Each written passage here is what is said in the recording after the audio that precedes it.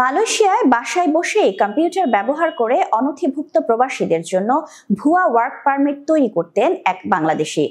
গত 6 মাস ধরে অবৈধ এই কাজ করে আসছিলেন তিনি। এভাবে আয় করেন 50,000 মালয় রিঙ্গিত, যা বাংলাদেশি মুদ্রায় প্রায় 15 লাখ টাকা। অবশেষে তাকে আটক করেছে দেশটির অভিবাসন বিভাগ। বিস্তারিত থাকছে ডেস্ক রিপোর্টে।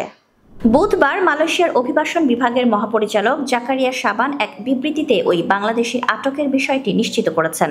বিবৃতিতে বলা হয়, গত মঙ্গলবার সকাল 9:30টার দিকে কুয়ালালামপুরের জালান তুনতান স্টিউসিন এলাকায় অভিযান চালিয়ে এক বাংলাদেশিকে আটক করা হয়েছে। অভিযানকালে তাকে একটি কম্পিউটার ব্যবহার করে ভুয়া ওয়ার্ক পারমিট তৈরি করতেও দেখা যায়। তবে তার পরিচয় প্রকাশ করা হয়নি, শুধুমাত্র বয়স 30 বছর বলে জানানো হয়েছে। প্রাথমিক তদন্তের পর অভিবাসন বিভাগ জানায়, আটক বাংলাদেশি প্রতিটি জাল ওয়ার্ক পারমিটের জন্য জনপ্রতি 50 রিঙ্গিত করে নিতেন। তিনি নিজেই নথি তৈরি করতেন ও ছাপাতেন। অভিবাসন বিভাগের মহাপরিচালক আরো জানান, কুয়ালালামপুরের জালান মসজিদে আরেক অভিযানে অভিবাসন বিভাগ 3 ভারতীয় নাগরিককে আটক করেছে। বৈধ অনুমতি ছাড়া বিপুল সংখ্যক বিদেশি পাসপোর্ট রাখার দায়ে তাদের আটক করা হয়।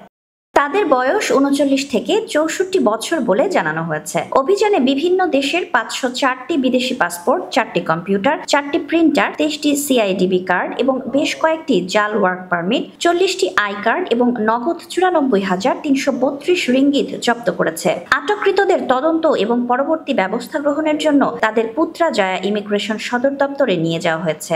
জাকারিয়া আরো জানান, তাদের পক্ষ থেকে 1963 সালের অভিবাসন আইনের 40A ধারার অধীনে 7 জন স্থানীয় নাগরিককে পুত্রজয়ার অভিবাসন বিভাগের তদন্ত শাখায় হাজির হয়ে তদন্তে সহায়তার জন্য সমন জারি করা হয়েছে।